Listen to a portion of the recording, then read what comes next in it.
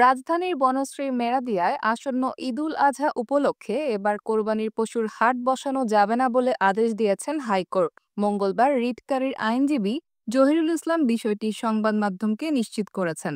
সোমবার বিচারপতি কাজী জিনাত হক ও বিচারপতি আইনুন নাহার সিদ্দিকার হাইকোর্ট বেঞ্চ এ আদেশ দেন। বান্ডেল থাকলে প্রতি সেনমানিতে টাকা বাঁচবে।